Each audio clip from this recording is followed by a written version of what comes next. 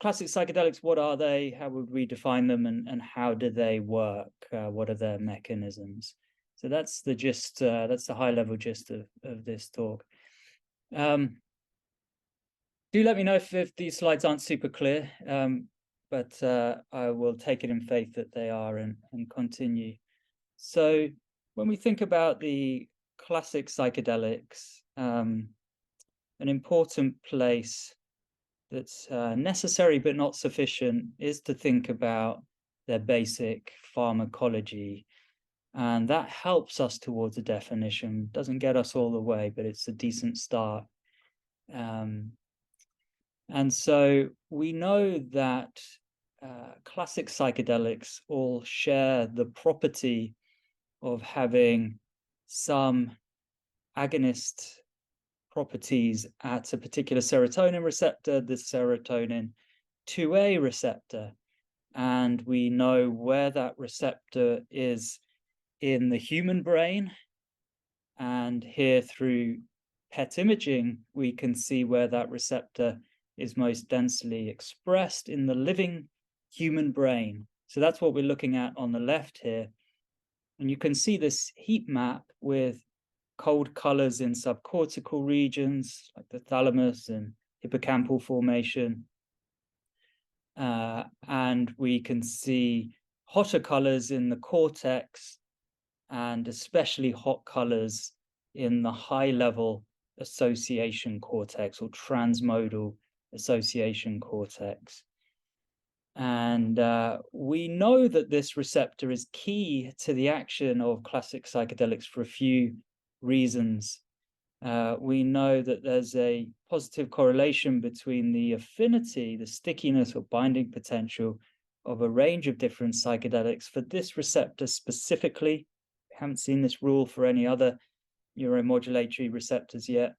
But affinity for 2A correlating with the potency of that compound, whether it's through behavioral pharmacology with rodents, essentially telling us through lever press whether they're feeling the effects or not, or through humans and knowing what an effective or felt dose of a psychedelic is.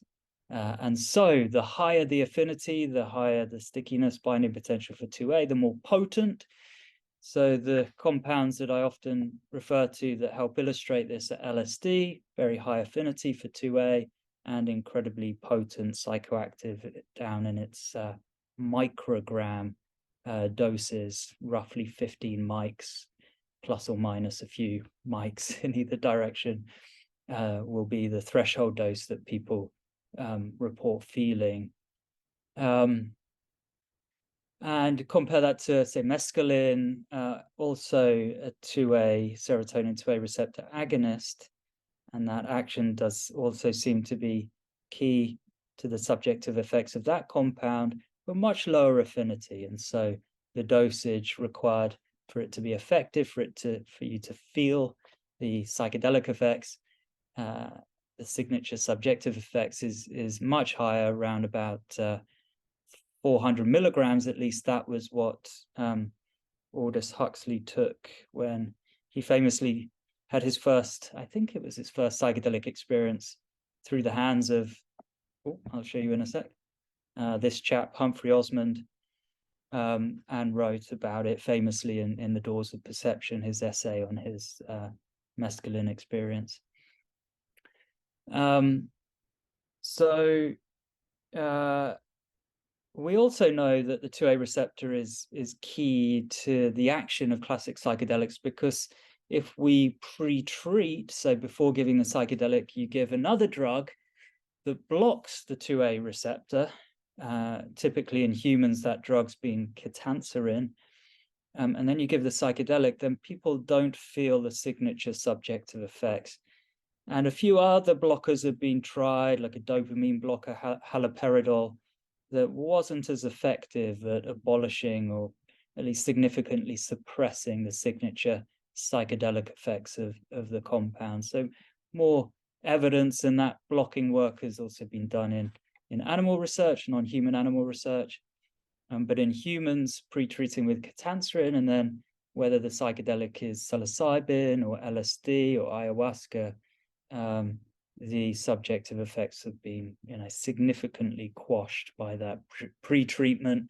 The antagonist, the blocker, getting in the way of the psychedelic doing its thing. We also now know through the work of Matthias Lichty that the blocker can be given post-administration of the psychedelic. There was a version of this actually done in the 60s, I think, where the blocker is given post-psychedelic and then aborts the trip, if you want. So that's been shown quite recently with LSD. So these are all converging lines of evidence, the kind of convergence that you want to see to feel somewhat confident about a rule or a principle, like that it all begins with an action at this specific receptor.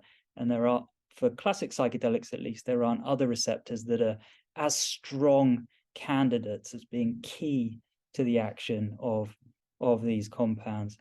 Let's go back one animation to this curve, which is a sort of sanity check using PET imaging with different dosages of psilocybin, where we can look at the signal with the different dosages to work out the percentage occupancy of available 2A receptors, so a proportion of 100%, if you want, that are occupied by these different dosages. The bigger the dose, the more receptors are occupied. But what's key in this chart is that there is a mapping that makes sense between the percentage of 2A receptors occupied by those different dosages of psilocybin and the intensity of subjective effects that are produced by those different dosages. So bigger doses, bigger occupancy, more intense effects. And this is occupancy of the 2A receptor specifically. So there we go, a lot of converging lines of evidence that say classic psychedelics all share this property of being 2A, serotonin 2A receptor agonists. However, I said it was necessary but not sufficient. And that's where I'd like to dwell a little bit here to say that if it wasn't for the subjective effects, we would just call these compounds serotonin 2A receptor agonists, perhaps. Or, if we were only studying rodents, we might call them head twitchergenic 2A receptor agonists or something like that. But we don't call them that. We call them psychedelic. And that's a term that was coined by Humphrey Osmond, a psychiatrist who provided the mescaline to Aldous Huxley in the 1950s. And these two individuals, in correspondence, really spearheaded by Humphrey Osmond, were looking for a better term to refer to this category of compound. Osmond suggested psychedelic, conjoining psyche for soul. And the other component means to make clear or manifest. To show, I've written it up on my board there, so I'm looking at it right now. Delos, clear, manifest, evident. Even the Greek island of Delos shares the same etymology. So it has that poetic feel, but it's a term that's stuck. And the idea is that there's a principle that's being conveyed here, that these are compounds that reveal the psyche and they reveal its depth in a way or depth that we don't ordinarily know is there unless we perturb the system in a particular way to invite or liberate this depth and allow it to emerge into conscious awareness.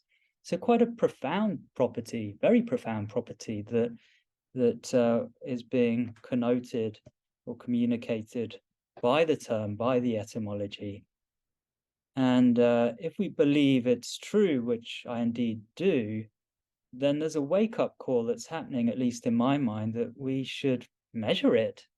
We believe it's true and it's an operational definition, then let's work towards a measure which is an operational definition and test that hypothesis that this is a key property, that it's somewhat specific perhaps and passes between different related compounds, related but different. So that's a project I'm presently working on, but here's a couple of items I'll just give away. I became more aware of the fuller nature of my own mind. And another one, I became more aware of the fuller nature of the human mind. But I think, items like this are the kind of thing, they're speaking to assumptions that some of us hold, that psychedelic is indeed an accurate description of a core aspect of the property of these compounds and what they do to the mind. So the hypothesis being that classic psychedelics are indeed psychedelic, if we're true to the etymology of the term. So, okay, we've established that the 2A receptor is important for the action of these compounds. And then a natural question is, well, why is it evolved? And, Terence McKenna, and probably some others, have famously hypothesized that maybe it evolved because of psychedelics. And it's a fascinating hypothesis, but I think there might be a simpler one, that it evolved for what at present still seems to be the strongest candidate for being its natural ligand, which is serotonin. And so under what conditions is this system, the 2A receptor, the serotonin 2A receptor system, engaged? Perhaps under what conditions is it upregulated or made sensitive? And what does it do? What sort of functions are associated with signaling at this receptor? And there, the take-home message is, as emphasized at the top, that signaling at this receptor seems to promote plasticity, whether it's neuroplasticity, and the flavor of neuroplasticity that's excited so much attention over recent years is anatomical neuroplasticity and synaptogenesis. In particular, you can see that nice schematic from David Olson's lab's team in Cell Reports, with the different components of dendrites, the dendritic spines increasing with a range of different psychedelics. We could also look in vivo using optical imaging to see increases in spine density after a single dose of psilocybin that was apparent at 1 day and endured over 1 month after a single administration of the psilocybin. So a rapid and enduring increase in synaptic density with the psilocybin. Sorry. Only in female animals is an interesting qualifier there.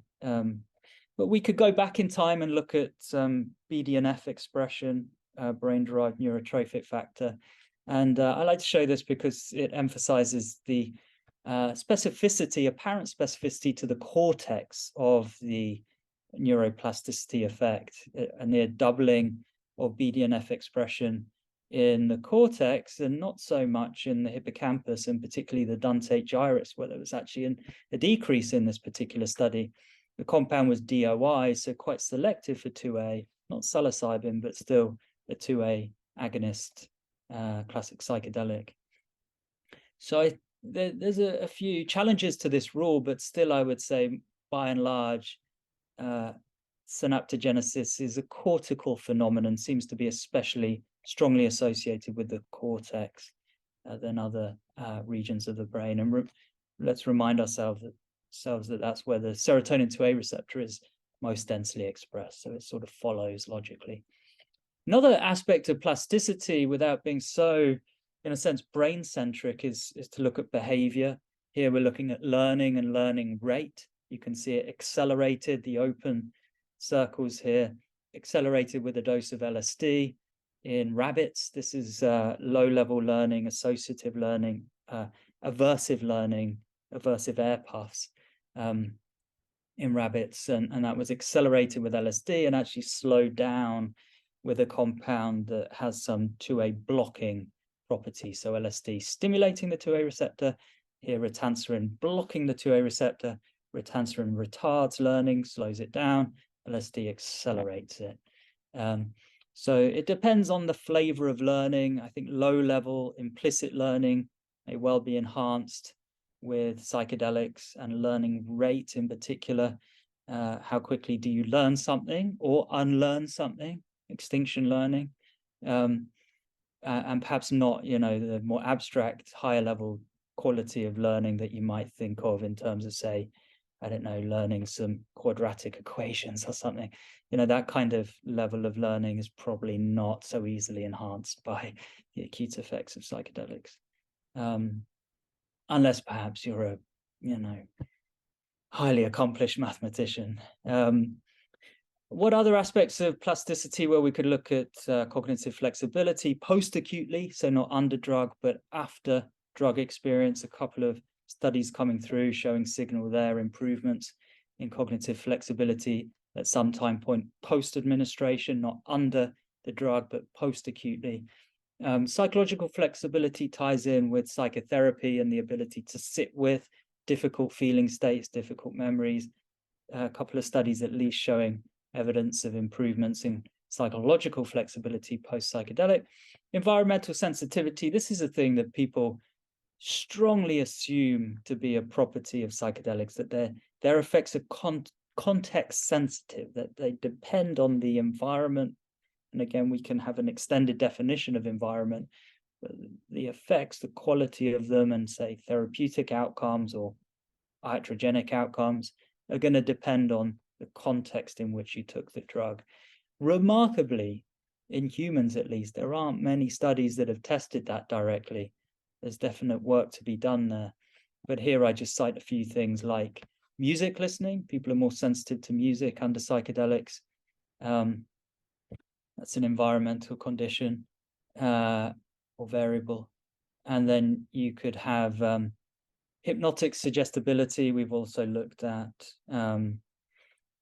So it's a thing definitely to do more work on, and also something that should come into the preclinical work, in my view, the rodent work, more specifically manipulating context to see whether some of the reported effects in the rodent modeling work are dependent on environmental context that the animal is in or not. That should be tested, given the depth and the universality, really, of the assumption that's held about psychedelics being dependent on context or dependent on set and setting, if you want. These last ones in purple are just to say that stress, and in particular chronic stress, seems to be the environmental condition under which the 2A receptor will upregulate or become sensitized, either through an increase in expression or availability of the receptor, or an increase in the sensitivity of the receptor to signaling. But chronic stress seems to do that in a variety of different stresses: hypoxia, sleep deprivation, social deprivation, maternal separation stress, also immobilization stress. So these all prime the 2A receptor system, and then if you want to spike serotonin release, the most reliable way to do that, short of giving a drug, is through an acute stressor. Here, tail pinch, big spike of serotonin release in the hippocampus and cortex. So this is just providing, in a sense, the groundwork, the foundation for thinking about this system that the drug class called psychedelics, or classic psychedelics, hijack. They work on this evolved system. I don't think, my hypothesis would be that it hasn't evolved for psychedelics. It has evolved for serotonin. So under conditions of prolonged adversity and associated chronic stress, the system's going to be sensitized. You have an acute stressor and you release serotonin, and then you have that perfect storm, the combination. That's going to engage plasticity, and the animal is going to be more adaptive under those conditions of likely extreme and sustained stress. And that could confer some evolutionary advantage. And I think that's the system that psychedelics hijack. This is just a little qualifier, a little nuance to say that while chronic stress atrophies cortex and hippocampus in particular, that rule doesn't hold for acute stress. So here, in an acute stress study, we're actually seeing an increase, in fact, a doubling of BDNF expression in the cortex in that scenario. A little surprising for some people, perhaps. Also, ECT, or electroconvulsive therapy, has been associated with some increases in markers of plasticity. So one rule with chronic stress and another perhaps with acute stress. Okay, so now we pivot towards psychedelic therapy. And there's a clue in the term that, as I was saying just a minute ago, there is a very strong assumption, near universally held, especially in the human clinical trial research, that this is a combination treatment, meaning it's not just about giving a drug.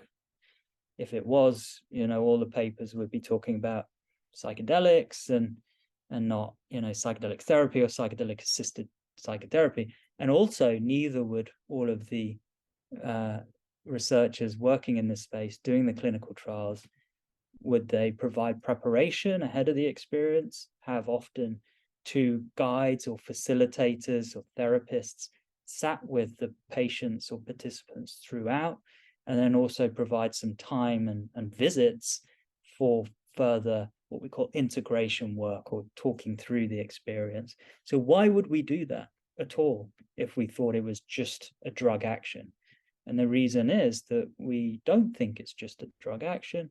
We think the drug does something, opens up a window of plasticity into which, nurturing psychological support is very important for ensuring good safety and therapeutic responses. So that's an important take-home message highlighted here in red. When you survey the trials, that's one thing to note. And across the board, all of these trials have had music listening throughout. So another strong assumption being implied there, that we think there's something about the music that works in synergy with the drug action to, say, coax strong emotional responses and therapeutic responses.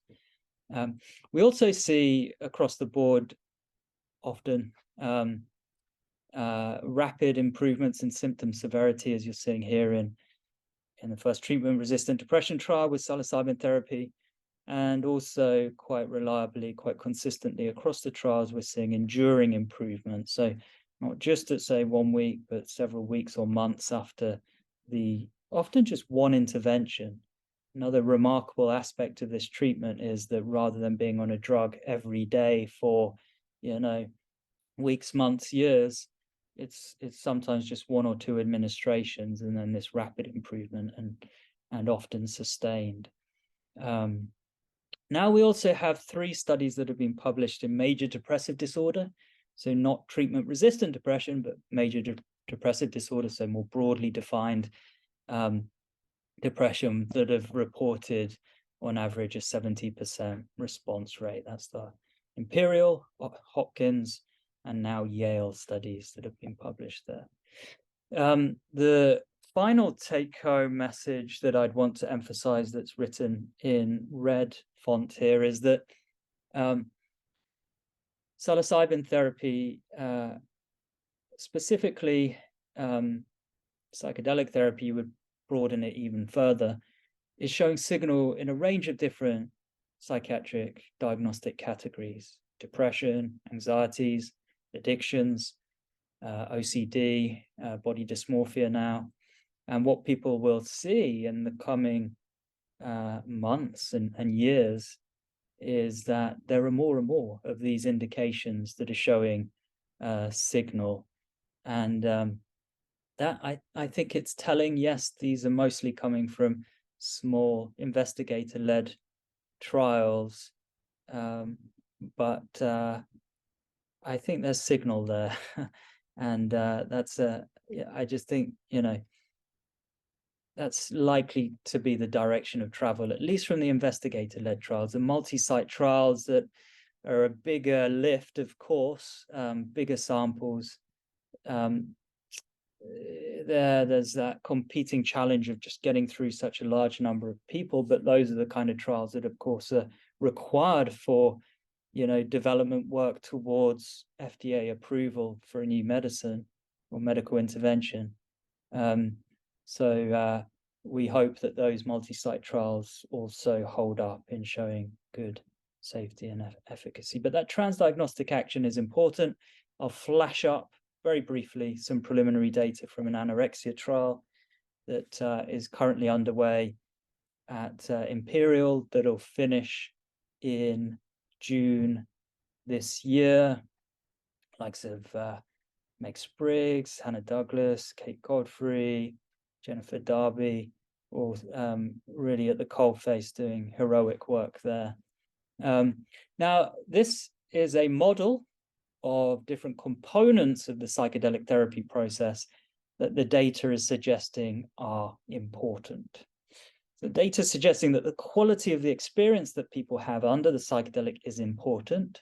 And in this particular data set of just over 200 people, we see that emotional breakthrough experiences are predictive of psychological insight reported, in this case, 2 weeks after the experience. And then that is predictive of improvements in well-being out at a 2-week endpoint. I need to check myself there. I think the post-acute psychological insight is that insight being scored actually the next day. So emotional breakthrough en route to psychological insight the next day, and then that predicting improvements in mental health out to 2 weeks. Just to unpack slightly what goes into these measures, emotional breakthrough, I experienced a resolution of a personal conflict or trauma, and then psychological insight, I've become more conscious of aspects of my past that I used to ignore or not be fully aware of. So with that measure, at least pointing to the psychedelic, psyche-revealing property of these compounds. Another model from another study, this is from our psilocybin therapy versus escitalopram trial, where we looked at therapeutic alliance and rapport, and we found that they were predictive of improvements in symptom severity in that trial in the psilocybin arm. This model only really worked strongly in the psilocybin arm, not so much in the escitalopram arm. But here we're seeing that even with just a single item that people rate on the morning of dosing sessions that reads, I have a good relationship with the main person or people who look after me during the experience. It's a generic measure that's intended to be used in any context. But here in this trial, if people score that highly, then that's highly predictive of emotional breakthrough experiences, which we know are predictive of improvements in symptom severity or mental health more generally post-psychedelic. This was out 3 weeks after the second of 2 treatment sessions with psilocybin therapy. So you can see that, that assumption that this model is a process that has some important factors to it that go beyond just the drug action seems to be supported by the current evidence. And just a reminder of some of the factors, the common factors that are recognized to play a role in psychotherapy. In a sense, the question of what is the mechanism of action of psychotherapy is answered by these 3 components identified across different psychotherapeutic frameworks or approaches. The therapeutic relationship or therapeutic alliance seems to be a core common factor across different flavors of psychotherapy in predicting therapeutic outcomes. Also expectations or intentions for the psychotherapy, and then a commitment or an adherence, a willingness to adhere and commit to the psychotherapy process also seems to be important and predictive. Now, these second and third components, perhaps the second one in particular, is suggestive of the placebo effect, which of course we know is very potent, explains a good proportion of the variance in response to more or less any treatment. It's positive expectancy. It's an inevitable, and I would say a welcome part of the therapeutic action of any treatment. It's just the way it is. In double-blind randomized control trials, we try to control for that major potent therapeutic action through giving a placebo. And then we can eke out the difference to say, oh, the drug's doing this over and above just positive expectation. That's one way to address this issue of positive expectancy, or playfully you might call the snake oil effect. I believe this will work for me, therefore it works for me. Another way, we don't necessarily have to be, religiously wedded to double-blind RCTs and placebo control. Really, we're just doing that for mechanistic reasons, to be able to make strong inferences that the drug action is greater than the already potent action of positive expectancy. Another way, however, is to measure positive expectancy. And thankfully, that's what we did in our psilocybin therapy versus escitalopram trial. And it was a randomized trial, it was double-blind. And so ahead of the trial, we asked people to predict their expected response to each treatment, not knowing what they'll receive. So what would you predict for psilocybin? 0, no effect, no change in my depression, to 100, complete remission. And we do that for psilocybin, and we do it for escitalopram. Then, of course, they get randomly allocated to either arm. And at the end of the study, you can see how they've done and whether that could be predicted by what they expected for each treatment. And you look at the treatment that they actually got. When we did that, we found that, as is typically known, positive expectancy for the SSRI escitalopram, the conventional antidepressant, was significantly predictive of response to the SSRI across the board in all these different rating scales, I think with the exception of well-being, but still in the same direction: better expectancy, better response. Now for psilocybin, it was the opposite. It wasn't predictive at all, nothing. There was no relationship, virtually a flat line. So that means that positive expectations, or just expectations, which often were positive, the average was 60 out of 100, 0 to 100, it was 60, what they expected at baseline, rated at baseline, but there was no relationship. So according to these data, the snake oil effect, if you want, the positive expectancy effect, was not a causal vehicle compellingly carrying the response to psilocybin. And so the shorthand inference would be that psilocybin therapy, therefore, is not snake oil. It's not a major causal mechanism of response to this treatment, positive expectation. And then you ask a next question, well, what is then? Maybe psilocybin therapy is not snake oil. Maybe it does something beyond just positive expectancy. And that's where we're going to get to. So canalization, this came up in the intro, is borrowed from evolutionary science, and Conrad Waddington, who coined the term, or at least borrowed the term from philosophy and applied it to evolution, where one can think of canalization as the inverse of what you would call phenotypic plasticity, or the ability of a property, or the capacity of a property of an organism to change, to be shaped or molded. When phenotypic plasticity is high, that organism will, its properties, its phenotypes will be more plastic. If there are evolutionary pressures on it for survival, maybe it will develop different phenotypes, grow wings to escape, for example. But canalization is the opposite of that. It's the stamping in of phenotypes, making them resistant to change. Even evolutionary pressures come on, and that organism ain't going to budge. It's just this way. It's this way. It's rooted. It's entrenched in the way it is. And here, what I did was to pull that construct and apply it not between the lifetimes of individuals of a given species, but rather within the lifetime of the human animal, and apply it to mental health and ways of thinking and behaving, where if ways of thinking and behaving become resistant to change, they become stamped in or entrenched, then that may characterize psychopathology. It's basically that, or put another way, psychopathology can be characterized as a resistance to change. And you can see that in, for example, depression, where individuals get rooted or entrenched in negative ways of thinking of themselves and others and life in general, or in specific anxiety disorders, with specific triggers like phobias, entrenched response, stereotype response to, say, a spider or a snake, or what have you, or social situations or vast spaces, or triggers of linked to a past trauma in PTSD.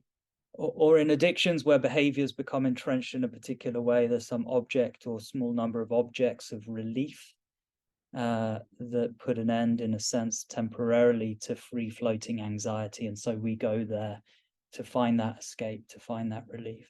Or in eating and image disorders where we become rooted in a way of controlling, say, caloric intake. The world is so scary and uncertain and anxiety provoking, but at least if we can control that, what we put in our bodies, then that's something.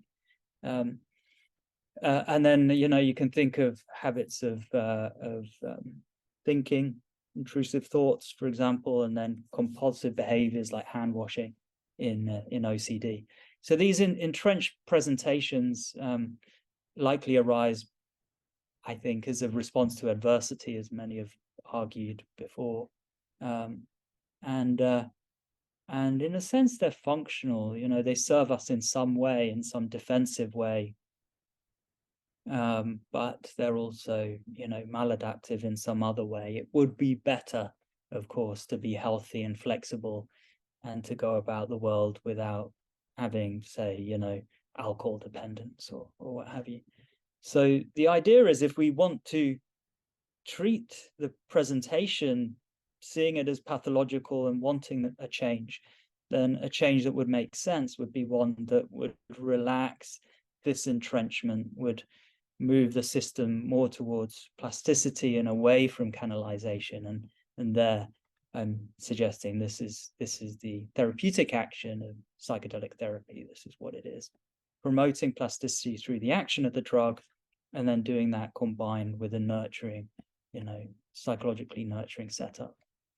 Now, the entropic brain hypothesis is a hypothesis that says that if we look at the complexity or the uncertainty, our uncertainty about brain activity across time, also known as its entropy and our uncertainty when sampling a signal are formally related, they're synonymous.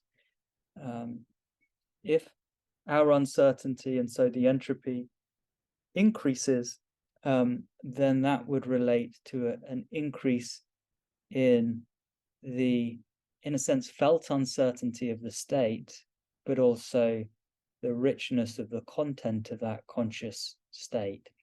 Perhaps the rule is easier to understand in the opposite direction. If you dial down the entropy of spontaneous brain activity so that we can feel more confident when we sample it, it becomes more predictable across time, then that would map to a decrease in the richness of content of conscious experience. And that rule is very solid. It's so solid that people use a measure of signal complexity or entropy to titrate dosages of anesthetics that are going to knock out consciousness or conscious content at a certain dose and put us into effectively a deep sleep. So whether it's in deep sleep, non-rapid eye movement sleep, or kind of sleep under the effects of an anesthetic, or in disorders of consciousness, or in aging, or after a stroke, or in post-stroke depression, or with antipsychotic medications that have some sedating properties, then all of these interventions or conditions are associated with a decrease in the entropy of spontaneous brain activity. Now, the exciting thing for us in terms of a discovery in line with the hypothesis was that psychedelics would dial up the entropy of spontaneous brain activity. Already, the entropy of spontaneous brain activity was, in a sense, thought to be maximal in normal waking consciousness, but we saw it dial up or increase with a range of different psychedelics. We first showed it with psilocybin, LSD, and also the dissociative anesthetic ketamine at psychedelic-like doses. And since then, there have also been papers published showing experienced meditators in Vipassana meditation, the entropy of spontaneous brain activity being increased in those states. Also in dream sleep or rapid eye movement sleep, when dreaming is most vivid and likely.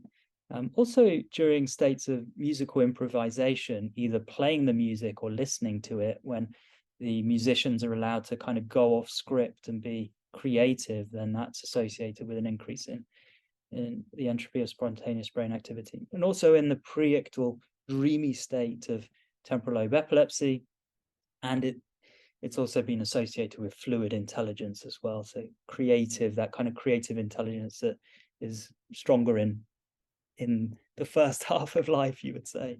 So it's there. It's a simple hypothesis. It only speaks to one dimension. And so it's sort of, again, speaking to a principal component of conscious states and saying that we could make a guess about the richness of a conscious state through the lens of the entropy of spontaneous brain activity.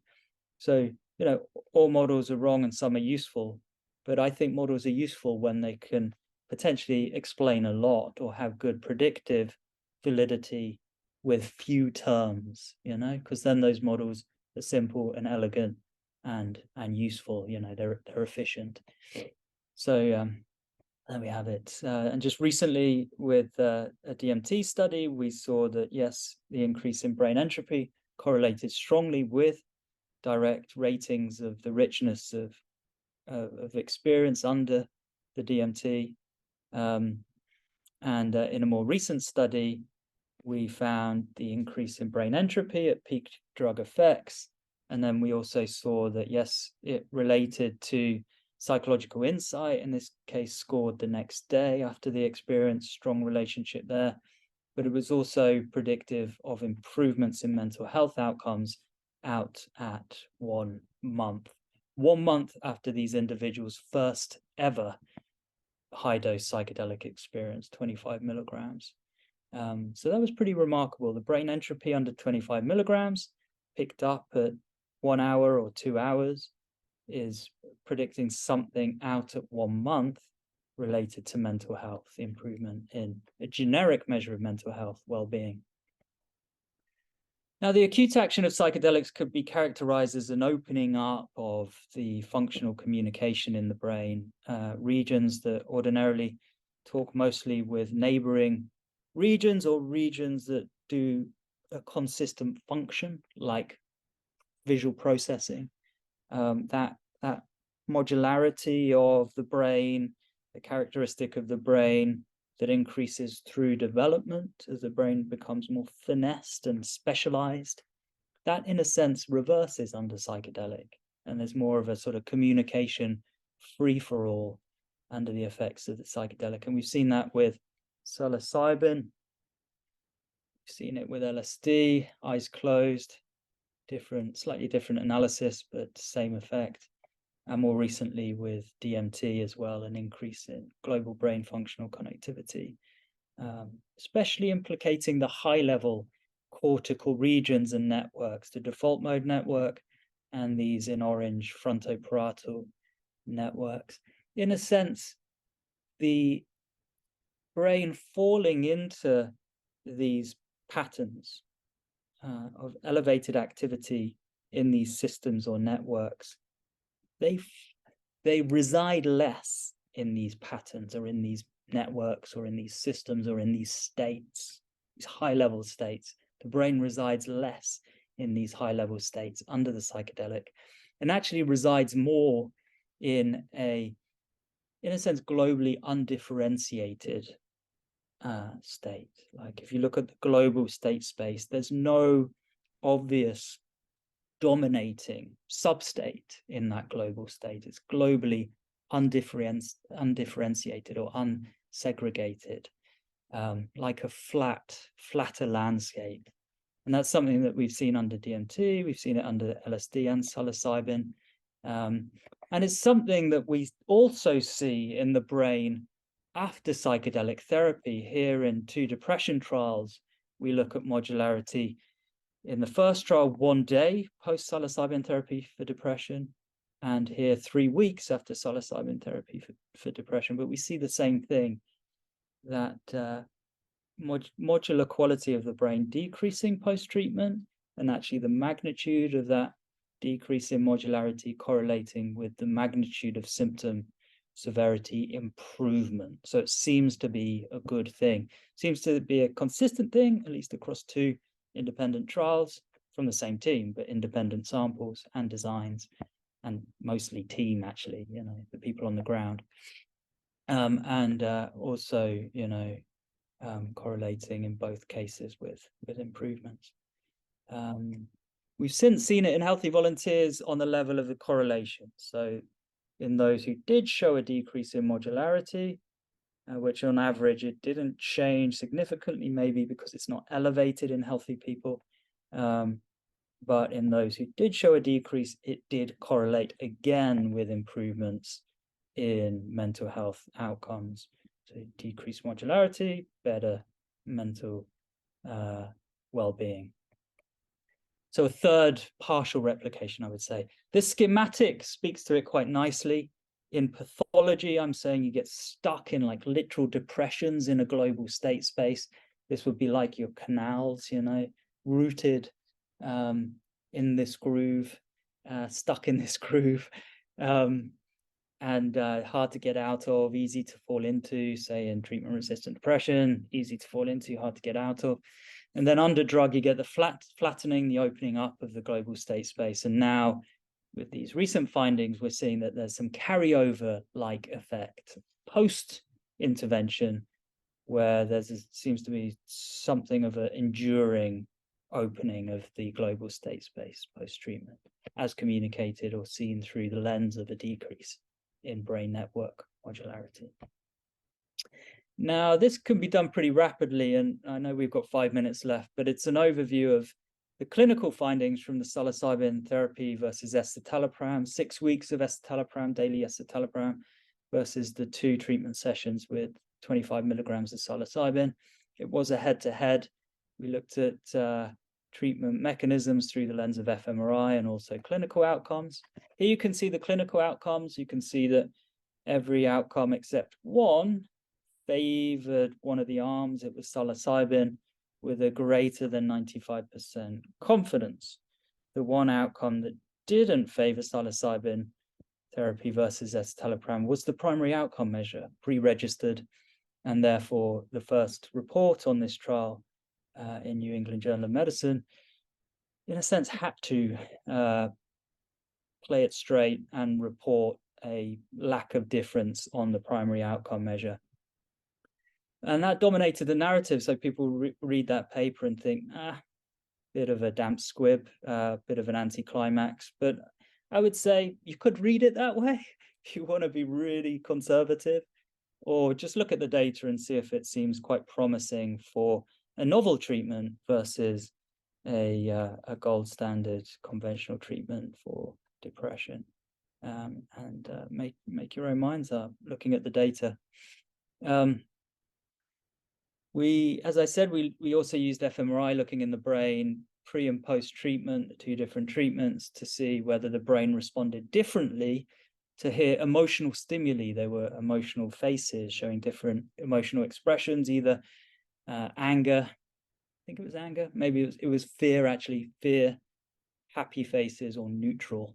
And what we found was that it was only in the escitalopram arm that we saw a big effect, and it was in the direction of a blunting of the brain's responsiveness to these different faces. And actually, it was apparent across the board whether the faces were showing fearful expressions, happy expressions, or neutral. So it generalized blunting of brain responsiveness.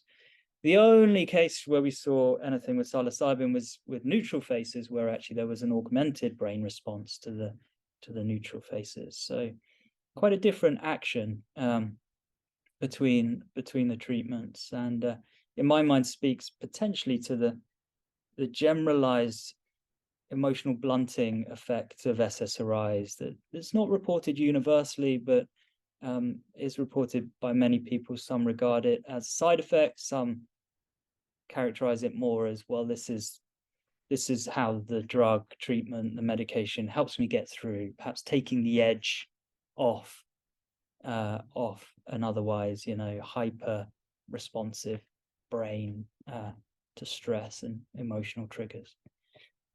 Recently, we've got a paper in process looking at this more from a behavioral angle as well, without the imaging, but perhaps a little early to present on that. Now, this is a very exciting finding, and it's from that same design that looked at the brain 1 month after someone's first ever high-dose psychedelic experience. They'd never taken a psychedelic before. And we gave them a placebo dose, 1 milligram, look in the brain a month later. We give them a big dose, 25 milligrams. We look in the brain a month later. And what we found is that there's a decrease in the diffusivity of major white matter tracts in the brain after the big dose of psilocybin. Less diffuse cabling, more integrous cabling. It's a change that's consistent with healthy brain development from infancy into adulthood. And it's a change that's in the opposite direction to what you see in the aging brain and in pathologies of aging, where these fibers tend to increase in diffusivity, like they're becoming sort of frayed or less integrous. So it's an exciting finding. Let's not overinterpret it, but it's under review as we speak. We also saw, last thing I'll say about this trial was that, it's somewhat inspired by a classic paper on psilocybin in psychedelic science over the last 20 years or so, was Roland Griffith's paper in 2006, where he asked people to rank how personally meaningful their experience was with psilocybin, and found that about 2/3 of the sample were saying it was in the top 5 most personally meaningful. So we did a variety of that approach, a slight change on it. We asked people to rate how unusual the state of consciousness was that they experienced under the different dosages. At 1 milligram, the majority of people said it was just like an everyday experience, nothing remarkable about this. Whereas 94% rated their experience with 25 milligrams as the single most unusual state of consciousness of their life. So that helps to communicate experientially how these dosages were different, and also what you might expect with your first ever high dose of psilocybin. Relaxed beliefs under psychedelics is taking inspiration from predictive processing and hierarchical predictive processing, popularized by the likes of Carl Friston. There, you look at an image like this and you hallucinate some motion, some rotation, because the brain experiences the world, the mind. We experience the world through our internal mental models that are predictive in nature. They're efficient. And when we see something like this, typically there is rotation. So the brain cuts corners and we just see the rotation. It's implied by the data. It's not actually there. It's static, this. And yet we hallucinate that effect. And that's an example of the brain functioning optimally. We do this all the time. We don't realize it. We're always cutting corners. We don't see our blind spots. And we fill in the blanks. And so that's the way the brain works typically. And it seems to work that way through its hierarchical organization, where there's a bias towards top-down information flow. You can even see that in the anatomy of the brain, where there's something like 10-fold more cortical to subcortical connections than vice versa. And you can see it if you look at the functional activity and you look at something like traveling waves over the cortex, where with eyes closed, the dominant directionality is top-down, from the front at the top of the hierarchy to the occipital cortex, at least along this dimension, at the bottom of the hierarchy, concerned with more rudimentary sensory processing. But what you see under psychedelics, and this was implied by the idea of relaxed beliefs, and basically saying that that top-down dominance is going to be relaxed under the psychedelic. That took inspiration from a knowledge of the phenomenology, and also some recent brain imaging and also behavioral findings, it sort of all of a sudden kind of made sense to me.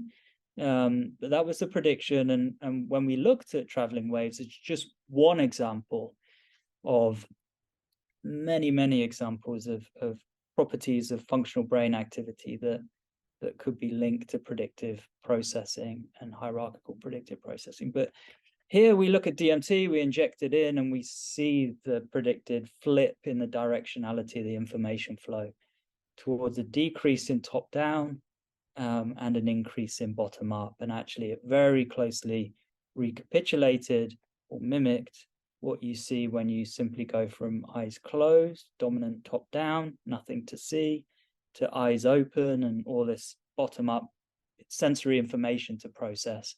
So that's what it was like when we injected in the DMT. But it makes sense in my mind, at least, of a lot of the phenomenology with psychedelics, whether it's the relaxed assumptions about the narrative self, who we are, otherwise known as ego dissolution, or the increased granularity of information, that how information percolates up, whether it's emotional feelings and memories that percolate up, or images, complex dynamic images in our mind's eye coming into conscious awareness, whereas ordinarily it's not much to see here, you know, some vague imagination, but not super vivid like under a psychedelic. So I think it works as a model. It's the rule. It's not to say that this is true absolutely, that you couldn't get exceptions to this rule, but it's to say that this is at least a principle, a rule to consider that might be useful. Here we measured the increase in brain entropy or complexity across time with EEG, and also measured people's confidence in beliefs. So we sort of took the measure quite literally and asked people to rate their confidence of different beliefs about themselves and beliefs about other people. And we saw that the bigger the entropic brain effect, the bigger was the dialing down of that confidence, or the bigger was the relaxation of that confidence. And the thing that was probably most notable was in the domain of a negative self-belief. This was the healthy sample from that 1 milligram, 25 milligram study. But it was in the domain of negative self-beliefs that the confidence most markedly dropped under drug. You can see that here, but also stayed low out at 1 month. So it was like the entropic brain effect, shaking things up, relaxing beliefs for this domain, which could be perhaps the domain that's most likely to be sort of made up, like self-constructed, your negative beliefs about yourself. You could argue that, but that was the domain that stayed low post-treatment. Maybe it's context dependent. You know, there was something we were doing in this setup of this treatment that was a slip in this study that was like a hybrid treatment model. It was like psychedelic therapy, even though they were healthy volunteers. So maybe that drove this, you know, more enduring decrease in confidence in the negative self-beliefs, where it's like, I don't believe this anymore. I used to believe I was a failure. Now I've seen the light and I realize I'm not so bad, you know. So there we have it. I think I'll park it there. Thank you again, and again, look forward to your questions.